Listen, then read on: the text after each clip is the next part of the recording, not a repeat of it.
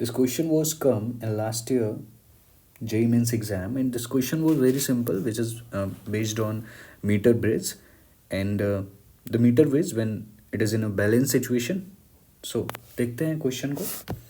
यहाँ पर आप देख पा रहे होंगे the length is 10 centimeter, radius is root 7 10 to the power minus 4 meter, is connected across the right gap meter bridge when the resistance is 4.5 ohm is connected on the left gap by using a resistance box.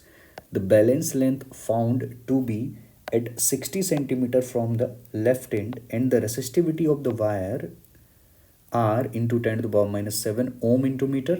Then value of R is, आपको R का value find out करना है इस question में.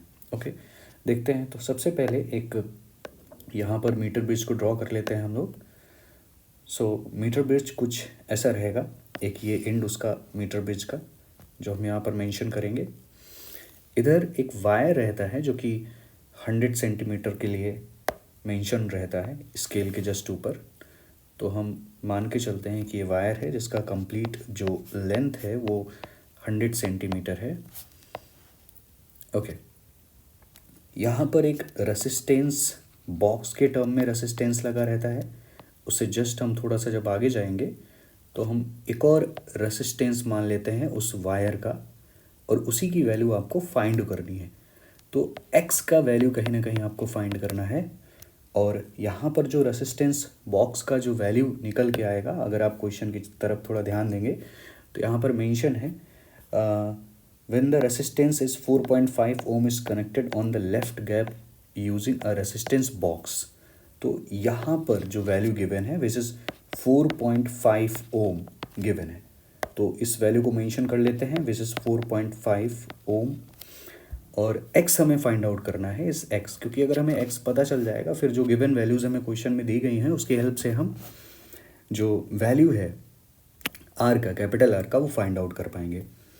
यहाँ पर आप देखेंगे गैप, बीच में गैप होता है और उससे एक गैल्वेनोमीटर कनेक्टेड होता है अगर आपने मीटर ब्रिज पढ़ा है, और उसकी हेल्प से जॉकी कनेक्टेड होता है. तो अगर आप देखेंगे तो यहाँ पर ये जॉकी कनेक्टेड है, जॉकी जो इस वायर के ऊपर स्लाइड करते हैं, जो मीटर ब्रिज का वायर होता है उसके ऊपर स्लाइड करते हैं, और गैल्वेनोमीटर का रीडिंग बैलेंस सिचुएशन में 0 आना चाहिए तभी ब्रिज बैलेंस होता है. ओके तो जो गैप क्रिएट हो रहा है क्योंकि इसको हमने रखा हुआ है 10 centimetre, the wire of length 10 centimetre of radius, वो वायर का गिवन है वैल्यू. एंड 60 सेंटीमीटर अगर आप नोटिस करेंगे found to be 60 centimetre from the left and.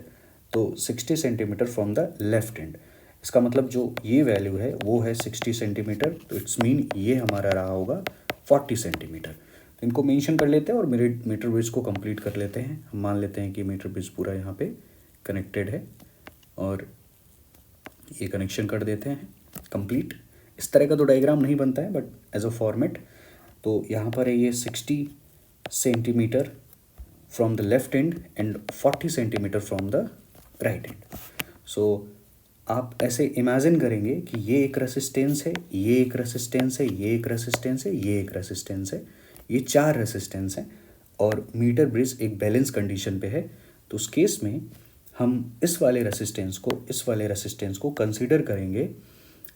इसको हम R1 कंसीडर करेंगे, और R1 के जस्ट अपॉन में जो रहने वाला है वो रहेगा 60, और इक्वल टू में रहेगा x, और x के अपॉन में रहने वाला है 40. R1 का हमें वैल्यू पता है, R1 है 4.5, नीचे है 60, इक्वल टू में हम रखेंगे x और नीचे रहेगा 40. तो कहीं ना कहीं 4.5 into 40 equal to x into 60. Fine. तो इसको सॉल्व करेंगे, ये कैंसिल आउट हो जाएगा. यहाँ पर मेंशन है 4.5 into 4 and divided by 6 equal to x. तो x का वैल्यू हमें मिल जाएगा 4.5 इंटू 2/3.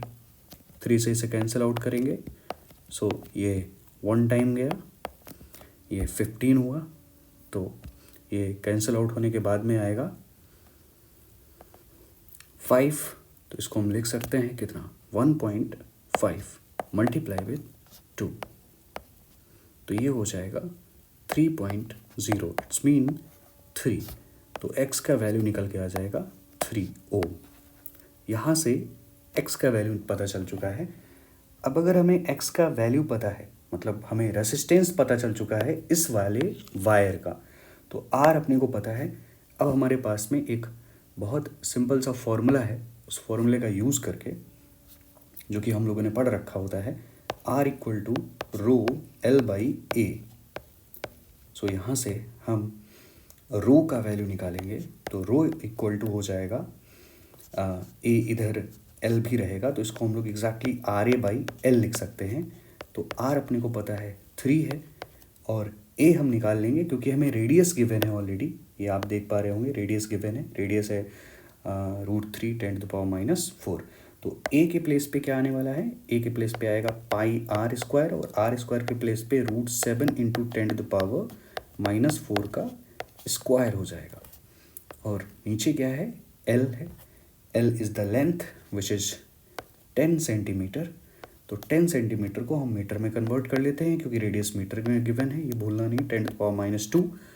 और फिर इसे सॉल्व करेंगे तो देखने को मिलेगा 3 इंटू पाई की वैल्यू रख लेते हैं 22/7, और यहाँ पर √7 स्क्वायर से इंटू में 7 ही बचेगा और 10⁻⁻8 हो जाएगा।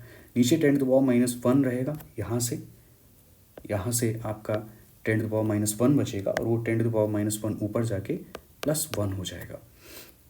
7 से 7 को कैंसिल आउट कर देंगे, फिर हम इनका आपस में मल्टीप्लाई कराएंगे, तो 6 इंटू 10⁻⁻8 है, +1 है, इट्स मीन -7 आ जाएगा। और ये हमारा जो वैल्यू निकल के आया है, ये रो निकल के आया है RA/L। तो 66 10⁻⁻7 ये निकल के आया है ओम इंटू मीटर में निकल के आया है। देन वैल्यू ऑफ आर पूछा गया है, क्योंकि आप क्वेश्चन में देखेंगे तो क्वेश्चन में ये गिवन है R × 10⁻⁷ ohm into metre, then value of R. तो आर का वैल्यू निकल के आ जाएगा 66। तो यहाँ पर 66 आपका करेक्ट आंसर होगा।